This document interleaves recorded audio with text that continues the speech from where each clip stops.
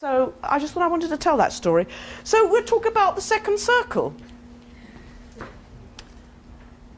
About 30 years ago, when I started to teach, I became very upset with a lot of the teachers I worked with because they would say things to me like, "Oh, he's got it, she hasn't." And that upset me because, as I said, I'm stubborn, and I was also taught with a lot of cruelty, so I don't like cruelty. It's funny that, isn't it? At the centre of every Shakespeare play is a central message that we must not misuse our power. And I've seen more people doing Shakespeare misuse their power over others. Now that's interesting. I'm getting controversial, aren't I? Any case, I was doing this work, and I started to think, well, I actually can see that person has got it. And that person has it sometimes, and then they don't have it. And at the same time as teaching in drama schools and professional actors, I was teaching in 2 top security prisons. And what was very clear to me is that every prisoner I was teaching had it. Because in order to survive in the prison, they had to be present. They might have got very good at hiding it, but you never saw one of them relax. In fact, some of them said to me, "We can never sleep because we're always having to be present." So as I developed this work, I started to believe that we had 3 circles of energy, that we worked within 3 circles of energy. Now let's get this very clear. We need all 3. We can move very rapidly between the 3. We can be very good physically in a circle and not very good in another way. If I divide us into, you know, the physical, the intellectual, the emotional, and the spiritual. But a great performer is in one circle all the time, and that's called the second circle. But this is what I discovered, and I'm going to start doing this work, and eventually I'm going to ask some of you to do it with me, if that's all right. Is that terrible? I won't pounce on anyone, you know. I'm not going to do that awful. First circle energy is energy that falls back into you, often in the body. And I'm going to talk about the body, the breath, the voice, the ability to hear, listen, the ability to feel, the ability to think in these circles. But first circle, here we go.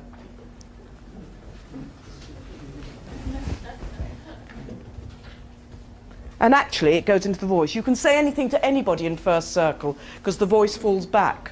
You can say, do you know, I really love you. Because actually first circle is to yourself. It's absolutely to yourself.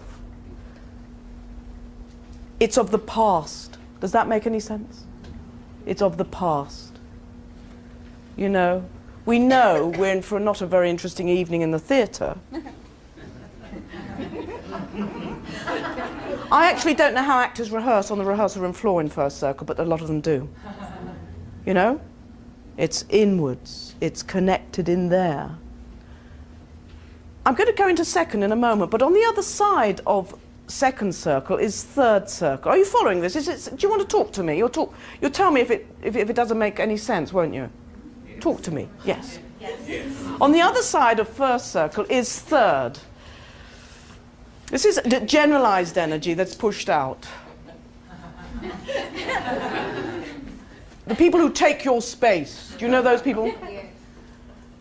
Takes the oxygen out of the room.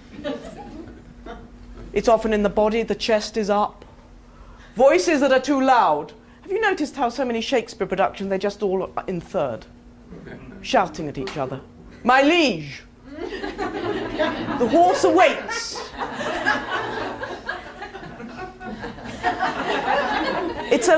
Third circle, though, is very dangerous because it seems like it's energized, you know? The energy's going out. It's of the future. Does that make any sense? You're pushing out. It's very controlling. We sometimes need third circle energy. We sometimes need first circle energy.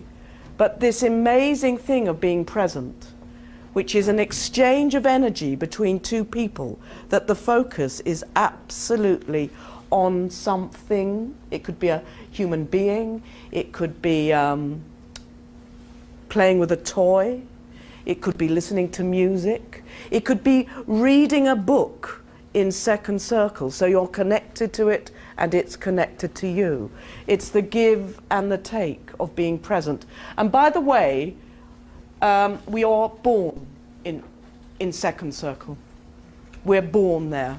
Every child comes onto the planet alert. It is the circle of survival. You cannot survive unless you come into second circle. Is that right?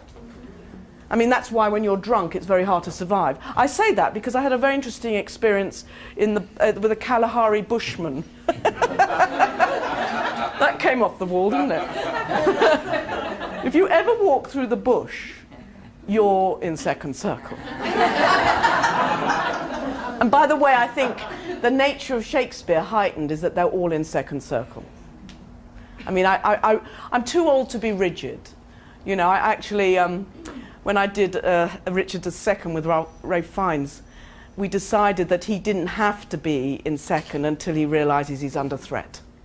Because actually, first, I'll talk about first circle a bit more, but are you with me? So the Kalahari bushman, I just, you know, because there's me and I ask questions.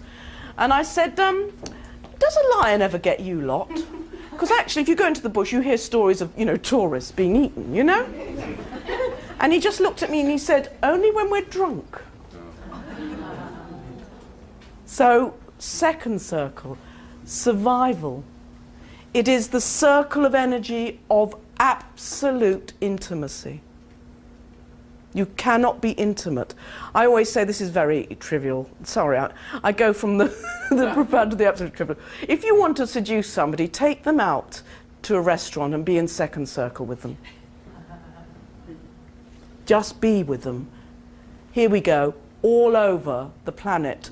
You talk about Shakespeare and the first line people say to you is, to be or not to be? That is the question. And actually, that is the question that I'm asking and that I'm actually writing about in the second circle. Are we present or not? Hamlet could just have another gin and tonic and not face... Do you know?